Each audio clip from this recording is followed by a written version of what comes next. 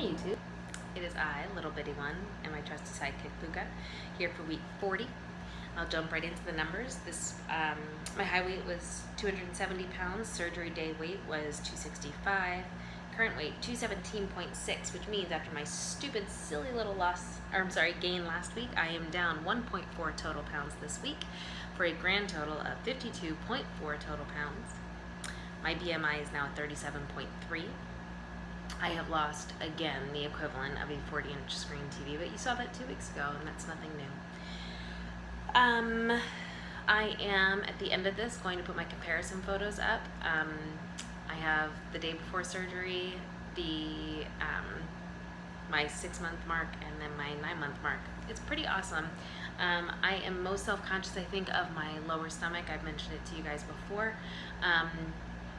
I can see a difference between 6-month and 9-month. I can definitely see one between surgery and now, obviously. But between 6 and 9 months, I really can, which means Gary's doing what he's paid to do. Get him, Gary.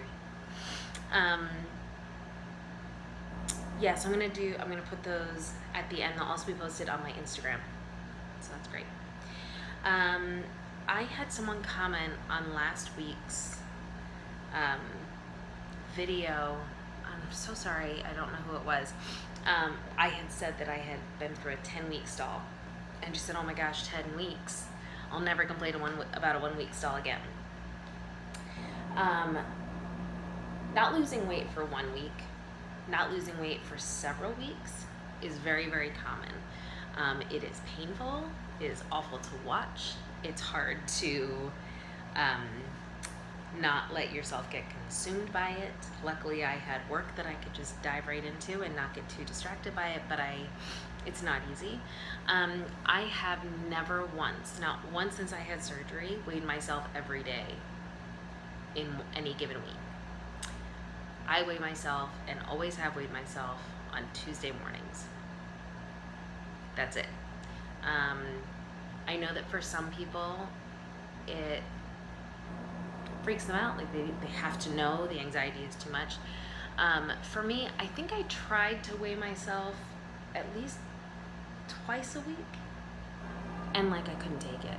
It was too much, because any given day, like, oh, I'm up 0.2 pounds, oh, I'm down a half a pound, I haven't moved at all. I can't take it. I just can't do it.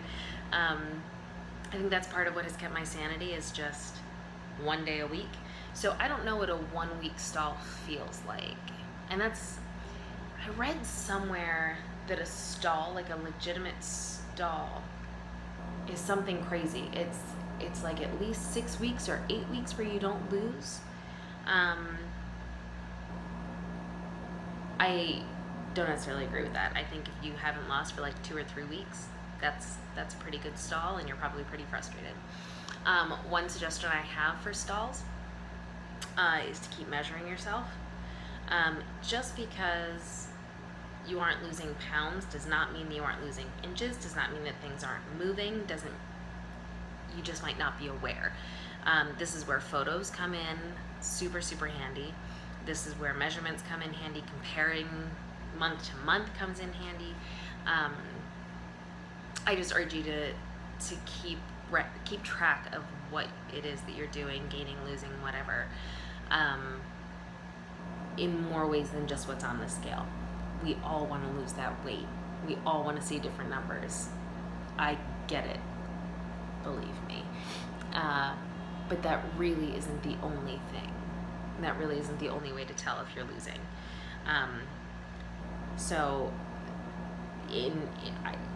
However often you want to weigh yourself, do it. I'm just letting you know that for me, I was going completely insane. So careful with that. Protein, I was just having a conversation on Instagram. If you're not part of the Instagram community for weight loss, I really encourage you to become part of it. In a world where fat shaming, and in a world where women are both beat upon them, themselves and each other, I have to say this is one of the most encouraging and uplifting communities that I've ever really seen.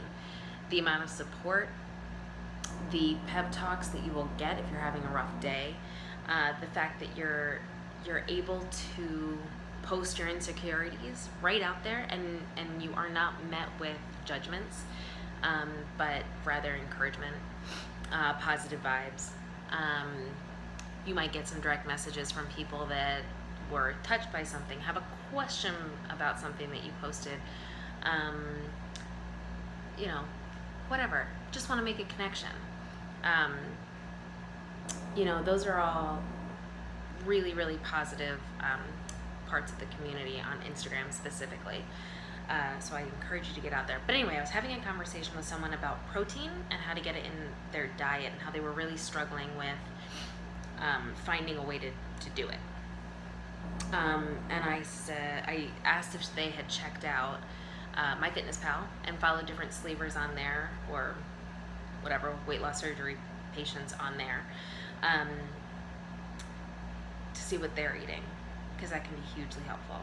I also asked if they, I suggested my favorite protein. I suggested, the meat and cheese roll-ups. Tonight I have bang shrimp for dinner, which was awesome. Sorry, I'm hearing things in the hallway. Bang shrimp for dinner, which was awesome. Bacon wrapped avocado, which was awesome. I had chicken stir fry last night.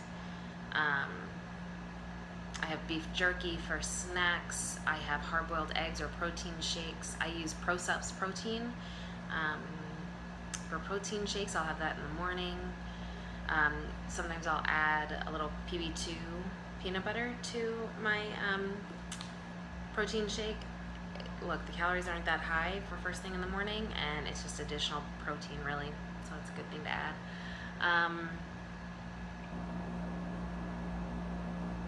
Yeah. There are tons and tons and tons of people on MyFitnessPal with great ideas. If you're trying to do the keto diet, get a keto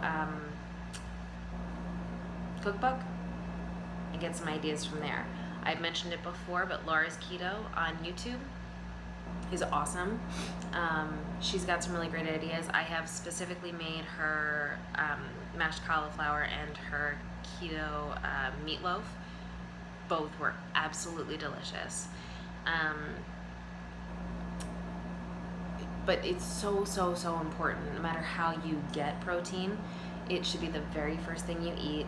It should be the most important part of your day.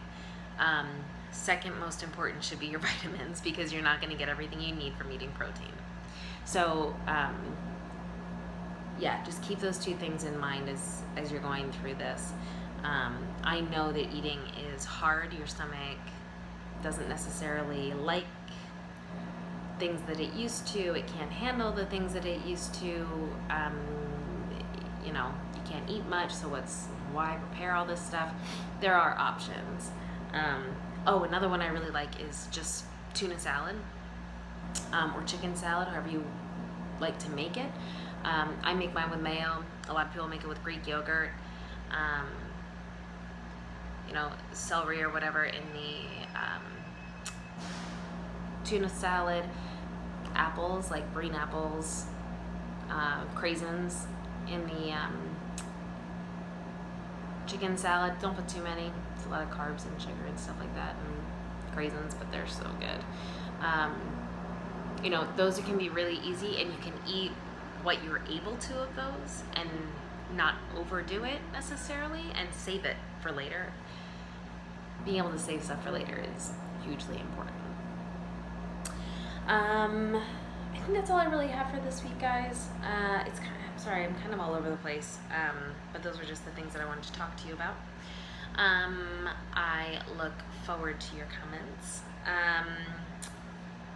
If you are joining Instagram for the first time, I really, really encourage you to try it out. You can find me. I will be your friend, I promise. My Instagram name is littlebitty1_VSG. My suggestion would be to make it very clear that you are a weight loss patient. Some people they don't want to just share have naked photos with just anyone, but if you're a patient, they'll do it just for you. So my suggestion would be to make it very clear that you are a patient, that you are part of the community, and I think it would be really good for all of you to get on there. Anyway, I hope you guys have a good week. I hope you have a productive week, and I will talk to you again next Tuesday. Have a great night, guys. Bye.